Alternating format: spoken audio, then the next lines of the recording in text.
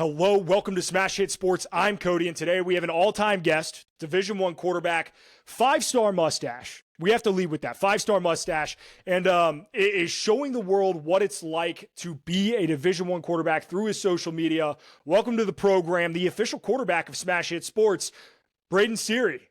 Congratulations, brother. Welcome to the show. Big deal.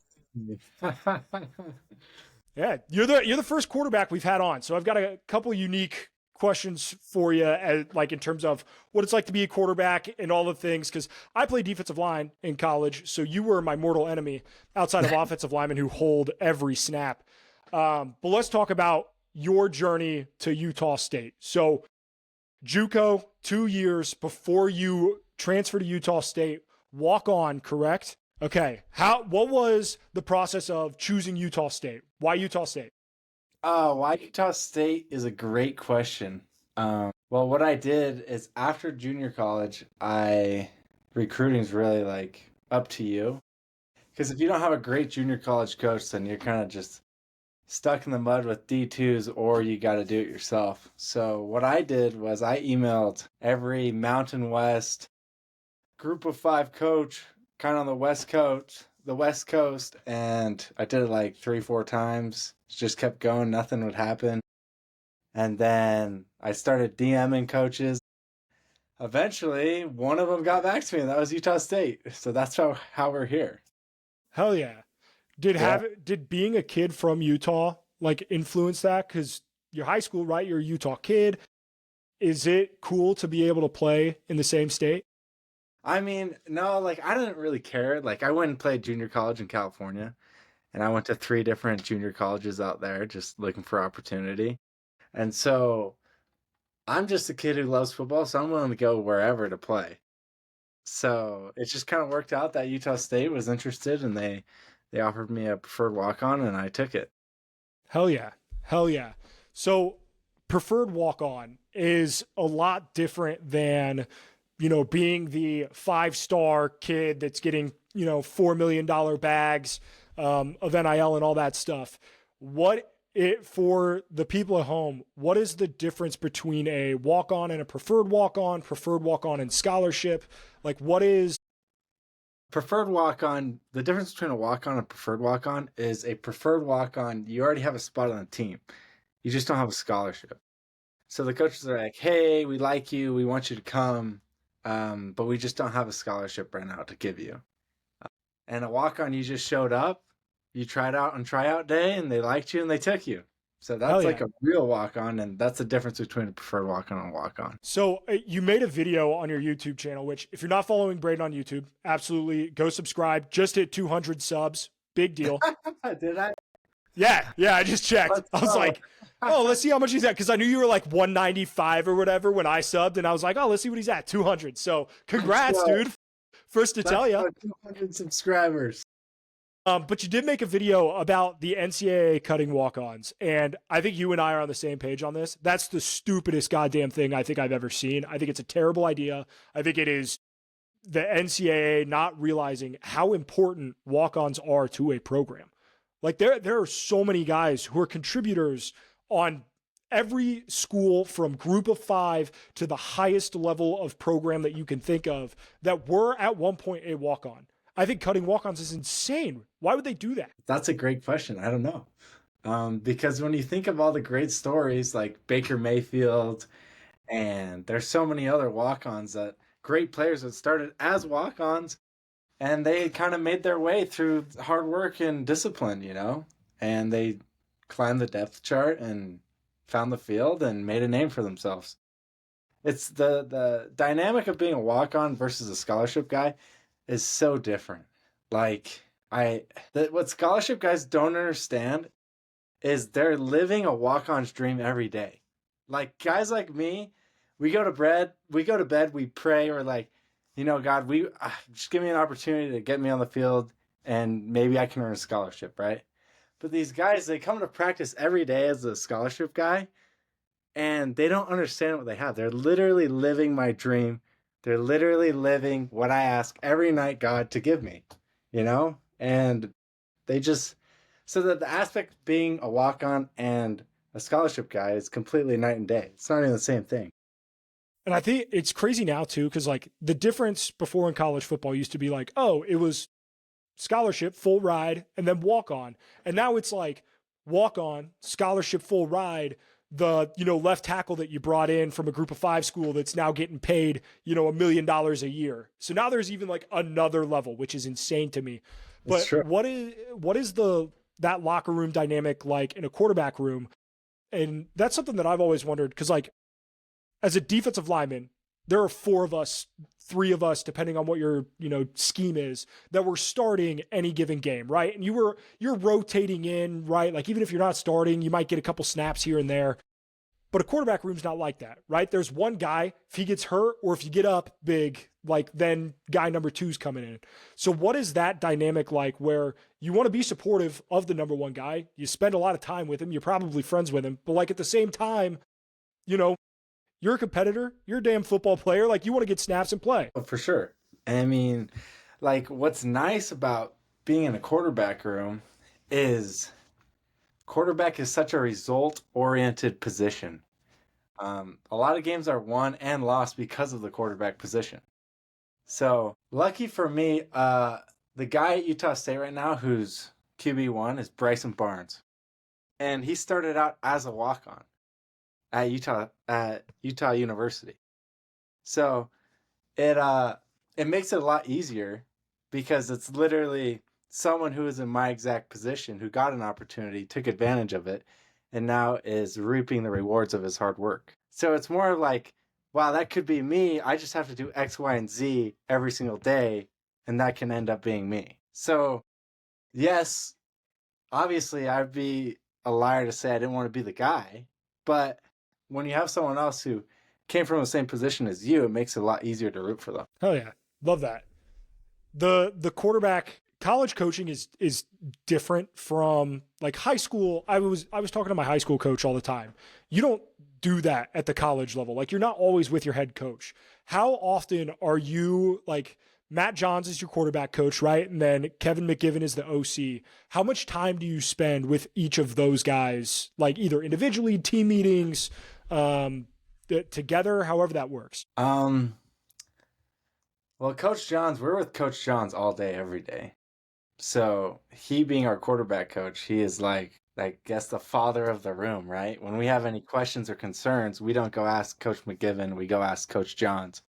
And if it's a big enough question or concern, then we can go ask Coach McGivern. So, yeah, we spent a lot of time with Coach Johns. I love Coach Johns. He's probably my favorite quarterback coach I've ever had. And Coach McGivern's system is probably my favorite system that I've ever been in. How difficult is it to learn a new system? Because last year, Utah State doesn't have the season that Utah State fans had hoped for. And you come in, new coach, right? Bronco Mendenhall and his staff come in. So how interesting has it been this spring learning a new system? How different has it been? Like how much have you been in your playbook?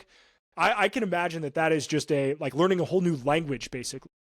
I mean, that's a great question. Lucky for you, I'm the playbook master.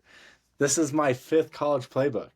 So 3 in junior college, 1 last year, and now this one. So what I've come to learn with college playbooks is they all have the same plays. They're all called different names. Like, I would say it's probably 80% overlap between all college playbooks. Like, that's just how it is. And the names are different. The plays are the same.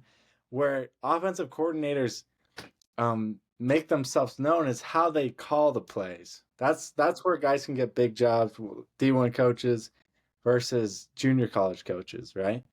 And obviously execution and focusing on details. So that's the difference. Everyone has the same plays. They just call them different names. So it's like learning Spanish and you're trying to learn Portuguese, right? They're not the same language, but they're really close. I mean, they're not. All the words are the same. You're like, yeah, that I recognize you can piece them together. So it's very similar to that. Okay, cool. Let's talk a little social media, because you're doing the YouTube, you're doing the Instagram, and that's where I found you.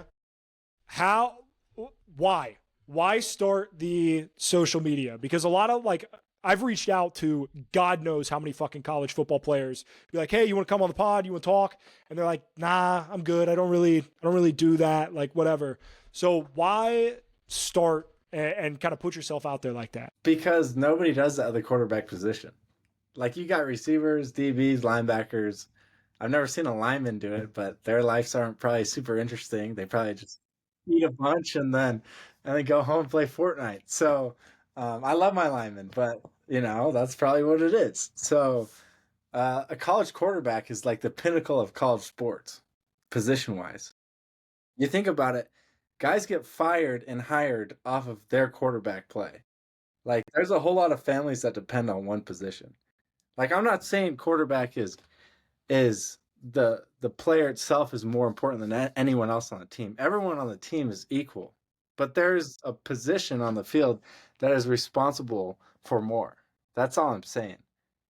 So quarterbacks, like you can have a great team, but if you don't have a great quarterback, you'll probably be 8-4. But if you have a great team and a great quarterback, you have a chance to run the table. Yeah. I love that. It is a unique perspective because most of quarterbacks you see you have to be kind of like a made man before you can start showing the personality a little bit. The guy I think like Joe Burrow, right? Just signed a $50 million deal. Now you kind of start to see a little bit more of his personality. He does a couple more interviews. Like you get to see more of him now than what you did. But like most quarterbacks are just like the buttoned up team first guys. It's all about the team. And like you don't get to see some of that personality. So it's really, I'm glad you're showing what you're doing and like the behind the scenes too, because that's what a lot of your vlog content is. And again, if you're not following Braden, what are you doing? Go follow him. But a lot of your vlog content, the behind the scenes stuff, like that's what's interesting to me. I played college football. Even I don't get to see what the quarterbacks do every day. So I think it's a really cool behind the scenes of like, hey, this is what it looks like, right? Like this is what it's like to be a college football quarterback.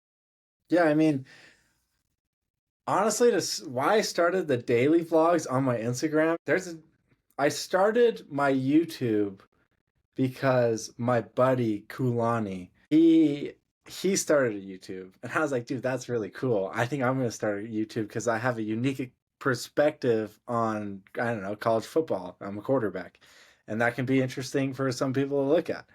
And I also wanted it to like kind of document my journey because I haven't had like the poster board college football journey. I mean, this is my 5th head coach, my 4th school, which is very unique and that's not common. So that's kind of why I started my YouTube. Why I started my Instagram content is because I wanted to take kind of receipts of why, or like days and what I did every day. So at the end of spring ball, I can look back and say, hey, I gave 10 to 12 hours a day every day, and it was more for me. I didn't think it would, I mean, one of my videos has like 100,000 views, and I've gotten like 450 followers in a couple of weeks. So like, I didn't think it would be honestly that interesting because my YouTube content takes way longer to make. Oh yeah. And I think is way better, but my Instagram content is like more interesting, I guess. So like, I think I started it just for me so I can look back and say, this is what I did. And I can say, I gave it all I did, all I got. And I'm happy with what I did. That's why I started my Instagram stuff. I think it's really cool because it's holding yourself accountable, but also it's like it's documenting the process. And something that I think back, like if I go and I'm making my content right and say it goes nowhere, right? And it just ends up being something cool that I did for a while. I am going to be able to show my kid that one day and be like, yeah, I got to go to the national championship game. Like that was sick. Like I got to interview a starting quarterback for one of the up and coming group of 5 schools in Utah State. Like how cool is that? And being able to like show other people that I think is pretty sick. So like you doing it on your end, the accountability and like, you'll be surprised. As somebody's been doing content for a long time, you can make incredible YouTube content. It will take so much longer to take off, but the YouTube subscribers are a lot more loyal. You have to earn a YouTube subscribe. Yeah, you Whereas do. Instagram, like it's a lot easier, right? Like, yeah, how many people do you follow on Instagram? You know what I mean? Like I follow a lot more on Instagram than I do on YouTube or yeah, on YouTube. So like 100%. yeah, it's you'll learn the game quickly, and then like trying to get people to go from your Instagram to your YouTube, it's so hard. It's so Yeah. tough. And it's not really like my focus. Like my focus isn't building an Instagram. It Yeah. isn't building a YouTube. It's like becoming a great player, and through that, if it happens to catch fire on Instagram or YouTube, oh well. I mean, that'd be great. Talking through because obviously you're not a social media guy. You're a football player first, but you're also student athlete, right? How is balancing the football aspect and the school aspect and being a Division I quarterback, because the amount of meetings that you got to go to and the practice and now you have spring ball and all that stuff. Like, what do you do to balance all of that? I think it's super easy. I think a lot of people think it's really hard. But if you're committed to being scheduled and having time slots and when you do things, it becomes really easy. So I have meetings from, let's just make football all one time slot. From 7 to 12, we have practice, right? And that includes meetings, team meetings, right? Walkthrough, practice, right? But that's only 5 hours, right? 5 hours in a day. That's it. What are you awake for? 16 hours? You got 11 hours left. So this is me and my buddy Bryson, the other quarterback. We were talking about this. There are guys in college football that take college football as a hobby. They're only there for 4 hours a day, 5 hours a day, the bare minimum. And those are the guys that their results are like a roller coaster. They go up and down. We call one of our teammates Six Flags, okay? Because one day he'll play great, and the next play he's down in the dumps, okay? And you can't build any consistency or trust with that. So the greatest players I know, or the best players I know, they don't take college football as a part-time sport because you can, because you're only required 5 hours a day. That's it. The best players are the ones who take like it's a full-time sport. Like they're taking 8 hours, 9 hours a day, and then the great ones are doing overtime. They're working 10, 12 hours a day every day, and they're just grinding. And they love it because the process loves them back. The guys that are hobbyists, they don't really care. The process doesn't love them. They actually hate going to practice. They hate having to get their meals in. They hate having to work out. But the guys that work full time, they love it because that's their life. So it's really easy. You just gotta love the sport. You just spit an absolute fucking gem. If you are listening to this and you are a high school football player and you don't just soak in every word that you just said, you're missing out because that was gold. I should put that on a poster. Incredible. It's true. For real. That's a highlight. Like they're hobbyists in college football, and you can't be successful if you're a hobbyist. That's nuts. I love it. Those are the guys that fizzle out. They get one big transfer comes in front of them, they hit the portal and go. Those are the hobbyists. They actually don't care about football as much as they care about, going home and playing Fortnite for 6 hours. Like that's cool. A lot of guys do that. And if that's you, then that's you, man. Then take your stipend, steal your stipend, and get on your way. Like, cool. But guys like walk-ons and guys that really want to be great, they'll work part-time. I mean, they'll work full-time or overtime to catch you. That's just how it is. That's college football. Hell yeah. Love it. Love it. Saw on the Instagram, Operation 230. Break that down. Is that I'm making an assumption here because I looked into it a little bit. You're trying to get to 230 pounds, right? Yeah, 230 pounds. Why? Like, don't get me wrong. Like, my coach was on my ass all the time because I was a skinny little defensive lineman, and they're like, "Hey, he would check my lunch, be like, you need to throw another burger on there, Rear. Like, what are we?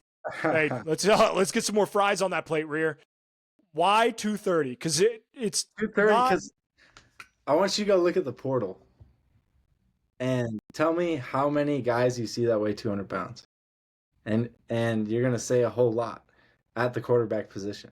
Now, right now, I've had spring ball, right? Spring ball, I had 4 injuries. I know, right? And they were little annoying injuries that would keep me out for 2 weeks, but I try to come back too soon and re-injure it again. So I pulled my hamstring at the beginning, and I was like, dude, I got to get back. I'm a walk on. We got to make this happen, right? Roster cuts are coming. And then I pulled my groin, which was like really close to my hamstring because they're all connected. And I was like, oh, shoot, we're in trouble. So I try to rush that back, and I re-pulled it again squatting. So now we're creeping out of winter workouts, and we're getting spring ball, and I have to sit for 3 weeks. And I'm like, this is not good. And I was throwing at practice. I was telling my dad on the phone, I was like, dude, I'm not sitting out. Like, I could have a freaking broken left leg, and I'm still practicing. Like, I have to practice. And I get out there, and all these injuries were on my left side. And I'm throwing routes on air, and my throw's feeling pretty decent. I'm just not very mobile right now because of all my left leg injuries, which I've never had before in the past. I've never had it. Like, it was such a unique, like, random injury that just kept popping up. And then I pulled my oblique on the left side, which is all connected. They all connect at the same Yeah, just everything. So everything I was thinking to myself, I'm like, why is this happening to me? And it's so I can't put my finger on it. The only thing I can say is that this was supposed to happen. And what was the question? I kind of went on a tangent. Why 230? Like, yes. Yeah. Okay, back to that. Sorry for my little injury spiel. Okay, we'll get back more. We'll talk more about that. 230. It's just unique, and in college football, you have to make yourself different. So I was at 228. I got this injury. Now I'm at 215. So we have to get back. Fair. I mean, not to fucking flex on you, but I'm sitting at 230, so probably not the same 230. Probably a little different 230. No. Yeah, not a runner. All right, give me a break. I played defensive line in college. I went 10 yards, and then if I did my job, that was all I ran. And if I didn't do my job, I had to run down the damn field and try to catch a fucking wide receiver. So the injury bug, fighting through that, the rehab, because now that's the other thing that they don't tell you about. In high school, like, you go to class. Like, it is what it is. You get whatever treatment you get, but, like, you don't do much in high school. Like, in college, when you're rehabbing, you're working just as hard, if not harder, when you're rehabbing from injuries than you are, when you're healthy. How is that process going through and trying to get your body right? That's a great question. It's hard. I mean, the hardest thing in college football is not playing college football. It's getting hurt while trying to play college football. That's the hardest thing about college football, because you work so hard every single day just for 12 weeks at the end of the year. But if you keep getting hurt, then your dreams of playing in those 12 weeks slowly go away. And that is the hardest part about college football, is dealing with injury. So, yeah, you have to work really hard to get back. But you also have to be able to be man enough to tell your coaches and trainers that I'm not ready to go back. Because college football is a clock. Everyone wants you to get back really fast. But you got to be able to say, no, I'm not ready. I need another week, even if you may not have another week. So you got to work really hard to get back from injury. Man, it's tough. Like, and you got to, like, the mental side of that too. Because, like, there's no, like, you still have to mentally be engaged. You got to mentally lock in and still if you can't take physical reps, you got to take mental reps. You got to go to the meetings. You got to show up. You got to do all the things. Moving on to, I want to talk Utah State football and the program as a whole. Before we do that, I have to do my plug, because, look, White Boy needs money too. All right. Home Field Apparel, awesome apparel. They have every college football team that you could possibly think of. If you are listening to this and you are a Utah State fan, I promise you, Home Field has some incredible Utah State merch. Go check them out. They have merch for just about every sport. They do it right. Use code SMASH. Get 15% off your first purchase at Home Field. The link is in the description of the video if you're listening on YouTube, or if you're on the audio version of the podcast, the link is in my social media. Promo code SMASH. Get 15% off your first purchase. All right, Utah State. Wait, pause. I got to get something first. Please tell me you have Home Field merch. That would make my day. No, I had to get you some fire content, because there's a quote that you're really going to like in a second. Okay. All right, I'm in. I'm dialed in. I know So, you're a content sucker, so dude, I can sense the energy. I had to get it for you. I'm a slut for this. All right, I love doing it. I fucking makes me feel alive. Utah State football 2024 doesn't go how you imagine. No, not at Coach all. get coach gets fired, but your 2024 you're redshirting. So Yeah, there's it only didn't so really much you matter. could. Yeah, but there's all like at the same time you're still part of practice every day and you're still part of the team. And I don't think people realize how hard college football practice is when you don't get to like practicing is hard in high school football, but then you get to play on Friday night. That's not how it works in college. Like you have to go just as hard, if not harder, because you're doing scout team and all this other shit.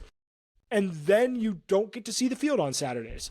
How do you stay focused mentally? Like what is the mental aspect of going in when your team isn't performing the way you want to, when the offense isn't clicking like it should, when you're not getting, the playing time and the reps? How do you stay sharp mentally? It's a great question. I need to word my words carefully. When you're redshirting as a quarterback is very different than if you're redshirting as any other position on the field. Because at the end of the day, only one can play, right? And if you're redshirting, you're probably not one, two, three, or four. You're probably five or six, and you're getting sent down to scout team to just have fun and tear up the defense. That's literally your goal every day. So a lot of times you'll ask college quarterbacks, oh, what was your favorite year of college football? It would be their redshirt year on scout team when they had zero responsibility and they could go throw the football like Brett Favre every day with zero regard for picks, incompletions, whatever. You're just literally there to make plays and make the defense look bad. So as a scout team quarterback, it's pretty easy to go to practice because you're going to literally have fun. Like everyone plays college football to play football. If you're a scout team quarterback, all you get to do is play football every single week, and you get new plays every week, a new system, and you know what defense are running because you play against them every day, so you can just tear them apart. Yeah, I love our defensive coordinator used to get real pissed when the scout team quarterback would play too well. It's like, hey, we're trying to get a look here, right? Like, hey, don't tear us apart. And it's always fun. But how? Yeah, I mean, my last year they would say that to us. Like sometimes they wouldn't want us to throw the ball. It was so weird. Or they would say, "Hey, we want you to throw to the Z no matter what." And in my head, I'm like, "No, I'm not here to give you this artificial comfort Yep. when on Saturday, freaking Miller Moss, when we play USC, is going to tear you up and throw this exact route because it's wide open." So I never really listened. I'd always just do me and launch bombs, and they got mad that I play better defense. Hey, don't let it happen. Don't give up Exactly. bombs, and I won't throw bombs. Exactly.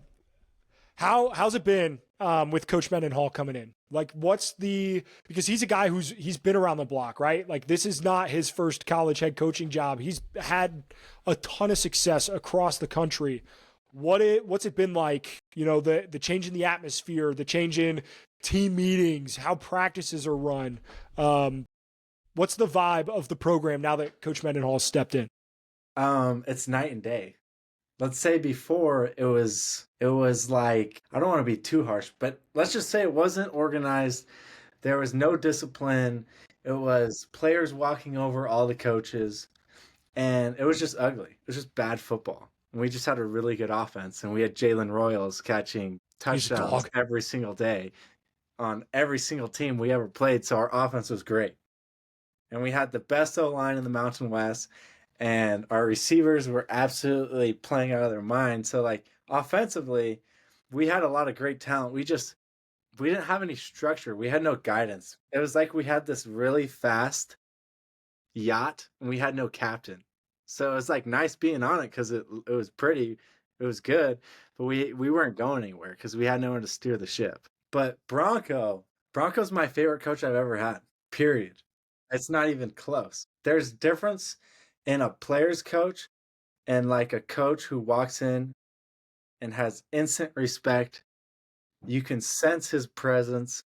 He's well spoken, and above all, he cares about the players more than anything else. But he's not going to be like, like super buddy with you, but he cares about you a lot. And that's the only reason why he's coaching. He's only coaching right now because he loves the players and he loves to change young people's lives. That's why he does it. So I love he's the that. best. I think college football players kind of get an unfair, like, oh yeah, just dumb college football players. College football players can smell bullshit better than anybody. You can see it, you can smell it.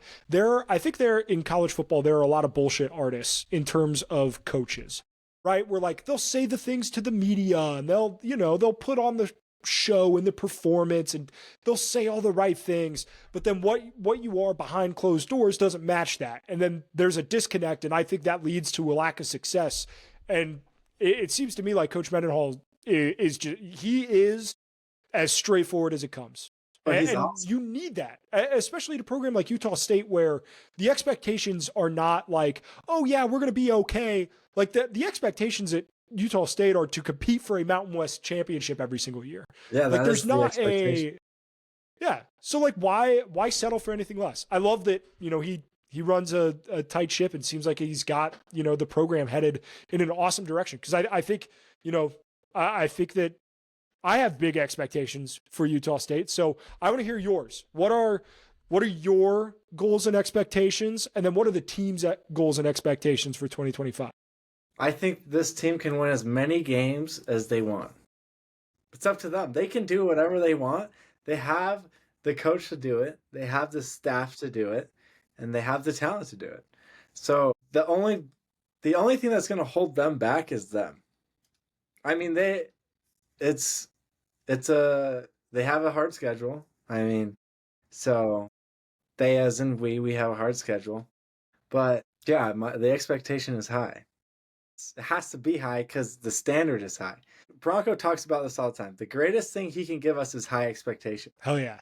I love that. That's a hell of a quote. Every day you walk in the building, you get the same Bronco every day. And the best part about it too is his staff, 11 former players are now coaches on his staff. So the standard is the same and the expectation is the same from everyone because they went through the same program. That's pretty damn cool. I feel like that's got to be a really unique. So there can't be many programs with that many former players on a coach's staff anywhere in the country. The next closest is Iowa. I think they have 3. Wow, that's crazy. I know. That's a amazing. stat that's going on a graphic. So, damn, that's pretty cool. What about yourself? What are your like? Hey, this is the Braden Siri expectation for 2025. That's a great question. It's all the expectation. Let me read you a quote, okay? All right. Bronco talks about this all the time, okay? He says, organizations are perfectly designed for the results they get, which means an organization is perfectly designed that like there are no coincidences. If you go 4-8, you go 4-8 because that's what you plan to do through your choices. Like your choices sucked, so your record sucked, right? I like to equate it to individuals like me. Mine's individuals are perfectly designed for the results they get. So in life, you choose what you want. Say I want to be starting quarterback. I don't know, for any young viewer out there, okay? I want to be a starting quarterback, okay? Well, if that's what you really want, it's going to take X, Y, and Z. Every single day, you no longer have any choices because your main choice is to be a starting quarterback. So that's what it takes. So my expectations for me are to be a starting quarterback. And we'll get on to kind of what has happened over the past day. Some information has come to pass. Okay. But my expectation is to get the exact results that I prepare for, and I prepare for nothing less than to be the best player I can be, and my best player is to be a starting quarterback. Period. Hell yeah. Hell yeah. I put around on average 10 hours, sometimes more a day into this when part-timers or hobbyists put in 4. Full time's 8, and anything after that, you're overtime. And the only way to catch a quarterback you're competing against, say as a walk-on and someone else is a starter, or competing to start, the only way to catch them is to go overtime. Because if they're considering themselves full time, the only way to catch them is to do more than what they're doing, which would require overtime. So my expectations are high because I prepare for nothing less. I think it's process over results, right? Like if you focus on the results, your process will suffer. If you focus on the process, you will get the results that your process indicates. I love that. 100%.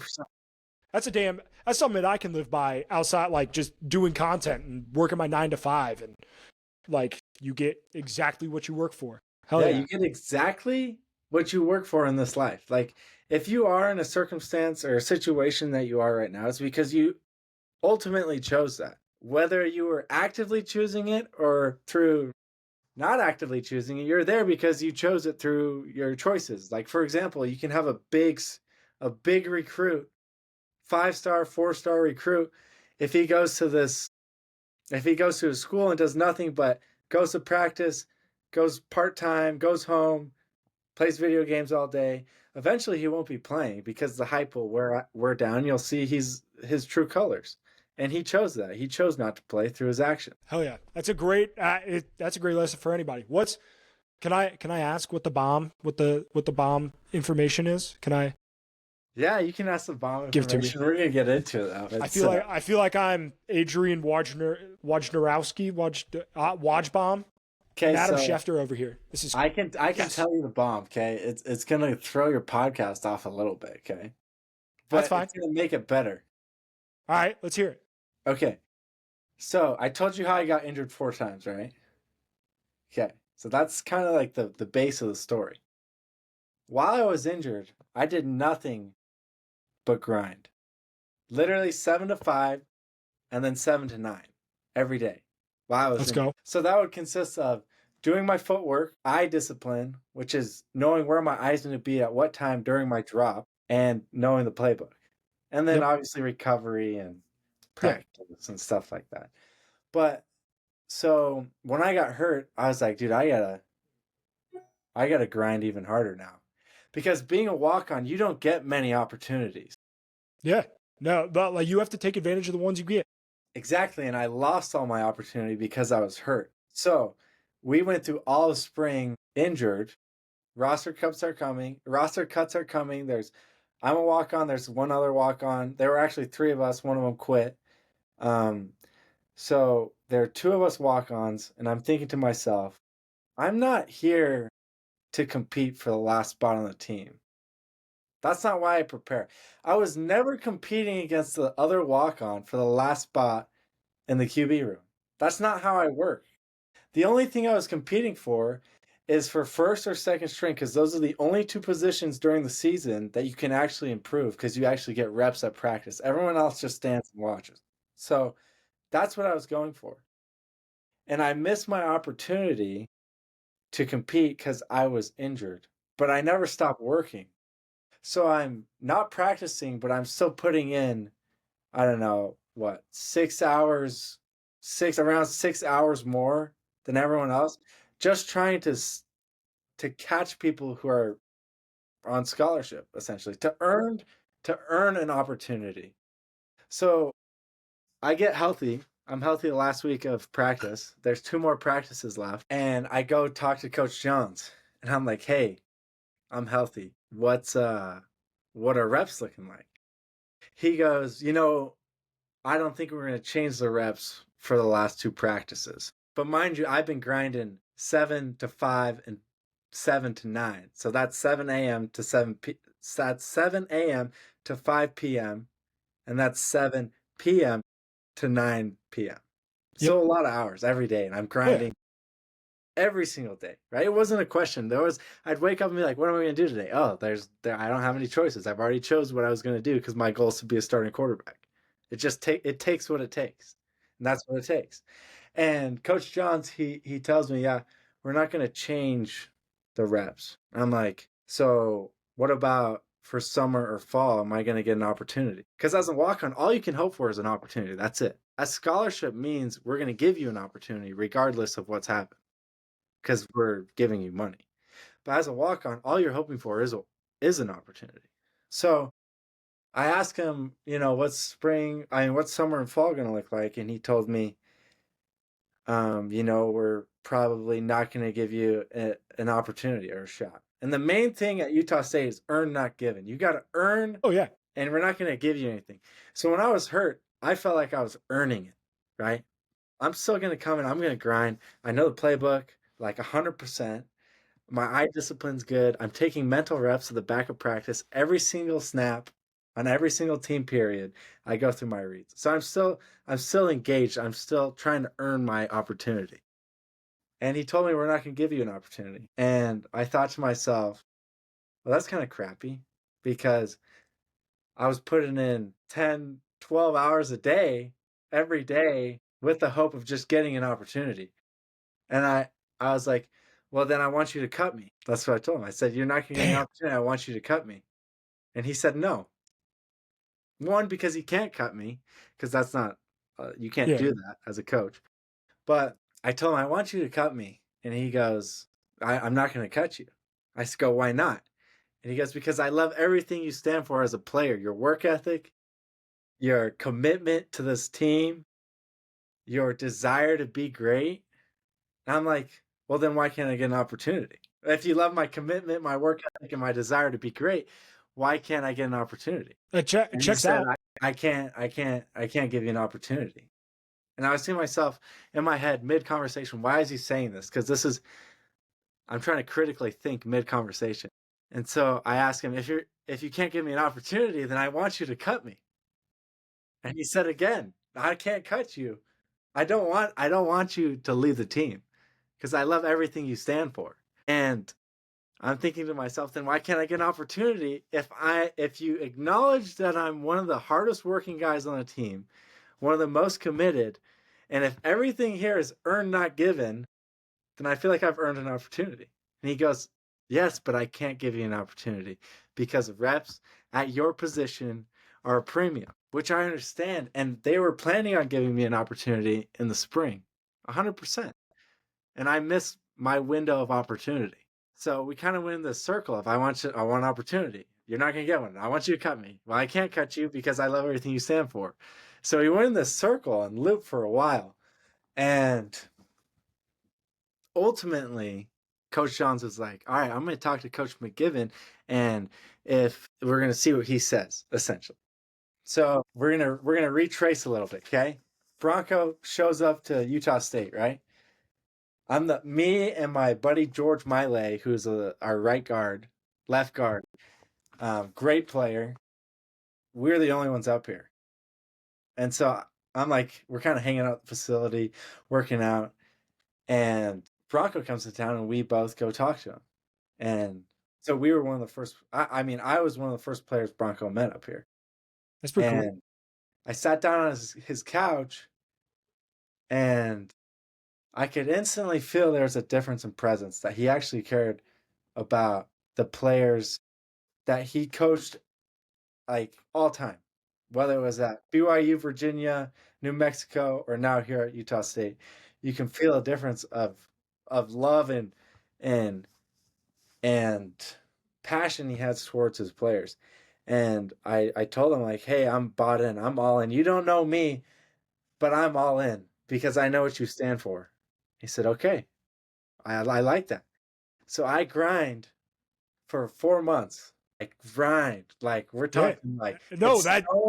it's snowing at the facility. Yep. There's 4 inches of snow on the ground, and I'm out there doing my footwork. That's like the type of grind we were going. Like it didn't matter what day I was going to do my footwork every day at the same time, regardless of the weather. It didn't matter. Like we were totally bought into Bronco, and me and him would meet periodically, and I'd check in and I'd say hey, and we had this really awesome relationship together that was much more than football. It was more like I care about you as a person. I want to see you try hard. That's what his relationship was with me.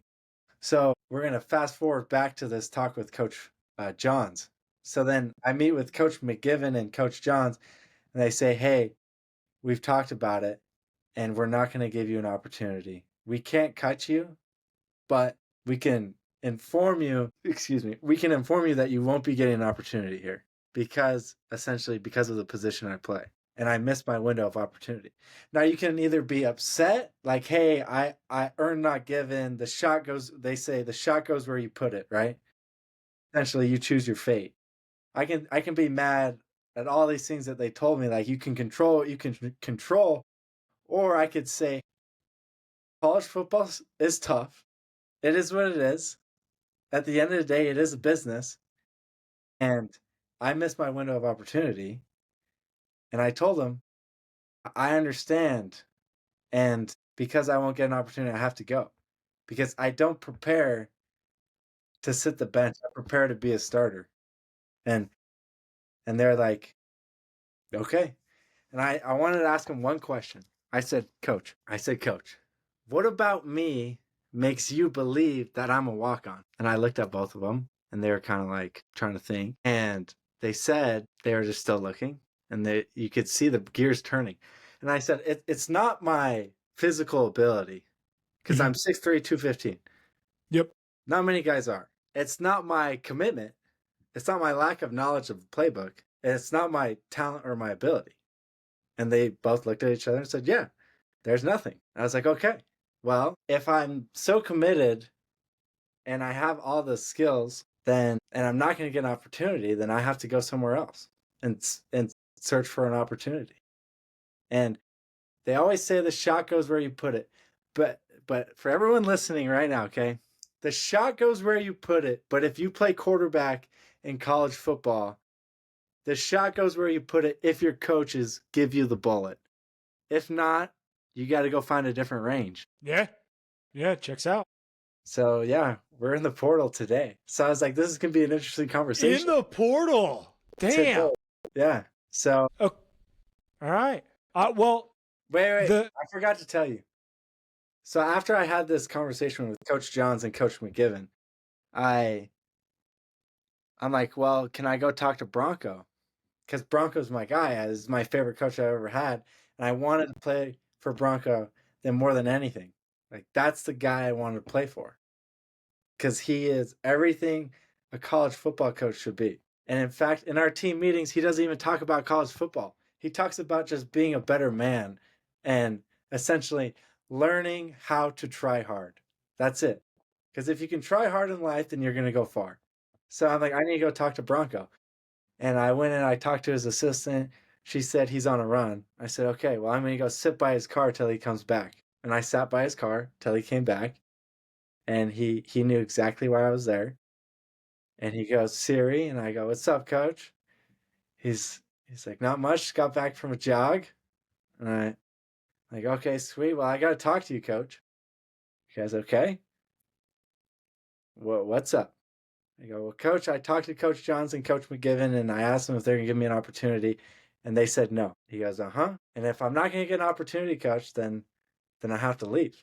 And he stopped, and he looked at me, and he gave me a massive hug for like, I don't know, probably 30 seconds. Because that's my guy, right? We were tight. He looked at me after the hug. He said, what can I do for you? How can I help? And then that was the end of our conversation. We talked a little bit after that about potential places I could go play, but I'm not upset that essentially they cut me. They didn't cut me, but they cut me. They said, you're not going to get an opportunity, right? They let me go. I could be upset about that, or I could say, hey, I missed my window of opportunity that they planned on giving me, and that's just college football. Yeah. And like, it's one of those where like, you missed this one. You just got to go find another one, you know? Exactly. I missed my opportunity to play at Utah State, but Bronco Mendenhall is going to help me get an opportunity to play at a different school. So he's still giving me my opportunity. It's just not playing for him on Saturday right now. I might come back in a year if we play good. We talked about that, but yeah, it is what it is. So I don't want to like pry into what's, you know. You can try. Pry away. I guess my Instagram is pretty unfiltered. That's fair. I don't know how that shit goes, you know? And like, so looking what's the plan now, right? Obviously you're still going to train, you're still going to do. So is it now like, hey, we're back to square one. We're reaching out to coaches. We're reaching out to programs. Like we're doing the, self recruiting thing again. Exactly. That's exactly what we're doing. Right now I'm going through all because I want to play now. I have to play now. Yeah. That's me and Bronco, we talked about it. You're not going to leave to go not play right now. You have to go play right now. Or you have to go compete at least and get an opportunity to play right now. If I get an opportunity and it doesn't pan out and I just don't have it, then oh well, at least I got my shot. So the plan is right now I'm going through all the FCS schools on the West Coast. I'm seeing how many quarterbacks they have in their room. I'm seeing what year they are, because that's important to me, because I have 2 years left. So I could go to a QB room that has, I don't know, 2 freshmen, 2 sophomore, and 1 junior. I could fit in there. But you can't really go when it's like 2 seniors, a grad transfer, and a junior. So it's not about how many QBs you have, it's about what year they are. So right now I'm going through all the FCS schools. I'm going to see what schools are in desperate need of a quarterback, and we're going to find a place. We just had South Dakota State follow us, and they're a pretty good FCS school. So yeah, that's a hell of an FCS program. They win a lot of games every damn year. Yeah, they won like 11 games last year, so I'm optimistic. Like I said, you can't. I didn't say this, but you can't walk into your coach's office and tell him to cut you if you're not 100% certain in who you are, what player you are, and your commitment level. So I know wherever I go, I'm going to get the results that I'm perfectly designed to get. Hell yeah, man. Based on the hour-long conversation that we're having, I'm fucking behind you. Like, you make me want to run through a goddamn brick wall. Okay. I don't, obviously, but hey, fucking put me down as a reference. You know what I'm saying? Like, guy came on my podcast one time, fucking electric, dude works his ass off. I'm selling on. I'm buying. I'm buying the stock. I appreciate it. I appreciate it. Oh, I yeah, don't want man. to slow, because when it gets high, it might get too expensive. Yes, sir. Yes, sir. That's what we like. That's what we like. Damn. Well, it's an interesting. God, it's so interesting. The social clips and the fan questions now I think are going to get really interesting because freaking rip them out. Let's okay. Go. I gotta start with, so we talked through some of these, like why Utah State and some of those other questions. There's a question from, I'm not going to name her name because we don't air out people's business here. But it said, why didn't this D1 quarterback message me after he said he was going to? Oh gosh, this is bad. Who's kind of Sid. What are we doing? Sid, I don't. I'll send you a screenshot of it. Why not? I can't. Back after I said I would? Yeah. That's verbatim. Why didn't this D1 quarterback message me after he said he was going to? I know exactly why. Okay? I was at the facility doing plays. I was doing my footwork. I was chasing something that is really hard to get. So that's why I was busy. I'm chasing goals. I'm trying to make my money. I'm trying to go somewhere. That's why I'm sorry, Sid. Forgive me, Sid. This man's working. Yeah, I'm working. Cut me some slack. I love that. I saw that question come in. I was just like, it's because of the mustache. It's got to be because of the mustache. God. Maybe it is. Who knows? Full transparency. D1 quarterback, mustache. Like, what are we? I think the mustache might have the pull at this point. The mustache? Like it puts in some fucking work. And I can let it get really long, and then it looks really good. Like my profile picture on Instagram is the whole upper lip is gone. That one looks real good. I think the girls don't like it because there's no upper lip, which is for obvious reasons. So yeah. Next, this is a good question, and then we'll get into some of the social stuff. Shout out Colin. How big of a difference is D1 and JUCO in terms of just the entire process? I'm very passionate about this question. Okay, the skill position wise, I want to say some of the best athletes I've ever seen in my life play JUCO football. The reason why they play JUCO football is because they maybe don't have the grades or they got some issues off the field, right? There's a reason why they're playing JUCO football as athletic as they are. So, I think the difference in skill position is not a lot. I think the difference in the front, I don't know, the box, the 5-0 lineman and the 4D lineman, that's where you find the difference. Because you think, I mean, obviously there's a big range of quarterbacks too. There's probably like only 4 or 5 every year in junior college that are like really good. So I would say the difference is linemen, O&D linemen is the biggest difference, period. Because you got great running backs. You'll have a lot of great receivers. They may lack some stuff upstairs or off the field issues. And then quarterbacks, you get a wide range. You'll get really good ones and guys that you're like, wow, you just rolled off the couch at your mom's house and you just graduated high school 2 months ago and decided to pick up a football and throw it. So there's a big range. Love it. Love it. All right. Let's do some social clips. Okay. You have maybe a top 5 mustache ever. We can't pick yours, but we have to do a mustache draft. We are going to draft the 5 best mustaches. Could be in sports, could be anywhere. You were the guest. I will give you the first pick. We're going to draft 4 of them. So, Braden, best mustache of all time. You have the open board. I like I think Gardner Minshew has a good mustache. He was on my board. He was on my board. That's a good mustache. Gardner Minshew. Good mustache. He also did when he put like the fake mustache on oh god damn it, who's his coach at Washington State? Mike Leach. Mike Leach, yes. All-time video. Love it. Stuff. Yeah. All right, Gardner Minshew, my number one pick, Tom Selleck. Tom Selleck just has an all-time mustache, dude. It's such a cop mustache, but it just works. It just works. Good-looking dude.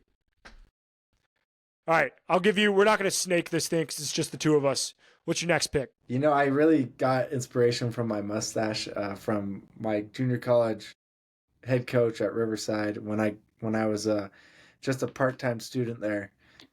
Tom Kraft. Look him up on the internet.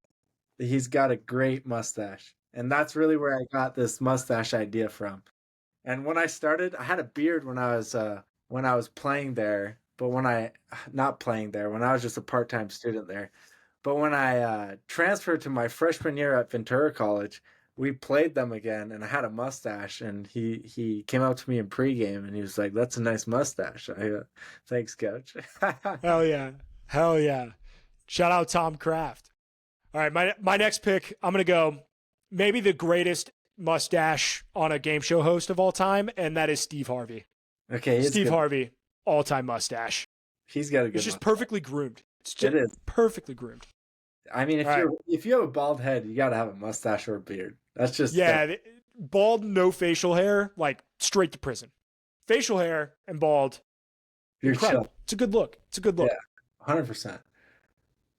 My turn. Does this count? I think Robert Downey Jr. has a great. It's not a mustache, but it's his facial hair is. I think it's very iconic. Like we'll count it. You see the facial haircut on anyone, you're like, oh, he's got the Iron Man cut. Like, yep, that checks out. So it's not a mustache, but I appreciate it for what it's worth. Look, a mustache is a part of it. It plays. We're gonna count that. I'm gonna go old school here. Burt Reynolds, R.I.P. to the absolute legend, Burt Reynolds. That dude had an incredible mustache, especially like the Dukes of Hazzard or like the original Longest Yard. Just all-time Western mustache. Facts. Let me think. I'm trying to. Gosh dang it! You know he has a beard though, but his mustache is so big. Fitzpatrick, right? Ryan Fitzpatrick. Yeah. Magic, man. He has a mustache. He has a beard, but his mustache, you can see his mustache through his beard. That's how you know you have a great mustache, when you can see it through your beard. Powerful. Right? That's powerful facial hair for sure. 100%. All right, I'm gonna go a coaching legend, Mike Ditka, all time mustache, and it's got like it just looks good in the Chicago cold. Like it was just a good looking stash, man. Good luck. That's top 5, and 2 of mine aren't even freaking mustaches. Hey, it plays. There's not a rule book here. All right, Next up, we're going to do keep, transfer, cut. I'm going to give you 3 things. It's fuck, marry, kill, but, a little more internet friendly. Yeah, and it's football adjacent because, keep, transfer, cut. Yep. Keep, transfer, cut. So we have a pure deep ball, an absolute dart over the middle, or a goal line fade. Oh, cut, goal line fade. I hate that route. Okay. I hate if you're a DV and you're listening to this. Some quarterbacks hate goal line fades, but because it's not throwing it. It's you got to have the right receiver running it. A goal line fade, running a goal line fade is an art. You have to have the art. Some guys don't have the art, but also throwing it too. You have to have the art of throwing a goal line fade because there's a fine line between floating it and driving it. You have to find somewhere in between that. So cut for sure, goal line fade. Keep, deep ball, and transfers over the middle. Love it. Love it. All right. We're going to go opposite sided, running the football here. Keep, trade, cut, breaking a sack, running through somebody's face, and just a nasty juke. Breaking a sack, because that's like it's not that hard to break a sack because these guys, you're a D lineman. When you see the quarterback, you get like you don't know how to control yourself, and you just want to hit him so hard, and you fly so fast at him that all it takes is literally a tiny little simple move, and you're out of there. Yeah, you're seeing red. So cut that, get that out of there. Let's go. Running through someone's face is probably the most energy you can get out of a team on the sideline, especially if your quarterback's doing it. And the transfer is making someone break their ankles. Hell yeah. Hell yeah. All right. I have one more of those. A little Utah geography. Zion National Park, Arches National Park, Bryce Canyon National Park. We're going to go Arches. We're going to keep Bryce Canyon we're cutting, and Zion we can let them transfer. Zion was my favorite. I love Zion. Really? I thought it was I incredible. like Arches because the Arches. So I like Arches because the Arches. Fucking 100%, man. They are so There's sick. a reason why they named it Arches National Park. So that's fair. That's fair. I like Zion because there's just so much in there. It's true. All right, last one. I want you to rank these states. Okay, it is states. Are you gonna put you down there? No, it is San Diego, Boise, Fresno, and San Jose. Rank those states. These are cities. I fucking hate all of these schools. San Diego State, you're not a state. Boise State, also not a state. You're talking state as school. I just in a school, not. I know, but like they're not states. Why do they? Who are they fooling? Why are they out here? State university institution. I still hate it. Doesn't make any. So that's your choice. So anyway, rank those. I don't. You can rank the schools. You can rank the cities. You can rank the vibes. I guess. Give them to me again. San Diego State, Boise State, Fresno State, San Jose State. Your 4 Mountain West exact order rivals. 1 to 5. San Diego's number 1. Damn, I gave it too easy to. You gave it to me in the exact order. That's fair. That's fair. Like, San Diego's so goddamn nice. It's so nice. It's awesome. The weather's just perfect. We used to go down there all the time when I was playing junior college football out there. It was so fun. Well, Braden, I appreciate you coming on. If you have made it to this point of the podcast, one, you are a 5-star fan. We appreciate the hell out of you. But make sure you go follow Braden on Instagram at Braden Siri. Make sure you check out all of his content. It'll all be linked in the description of this video, Instagram, YouTube, the whole 9 yards. And be a friend, tell a friend. We are trying to grow this podcast. We're closing in on 600 subs. We might do a giveaway if we get close. So make sure to hit that subscribe button, be a friend, tell a friend, and we will see you in the next one. Braden, thanks again for coming on. We appreciate you having me. That was fun.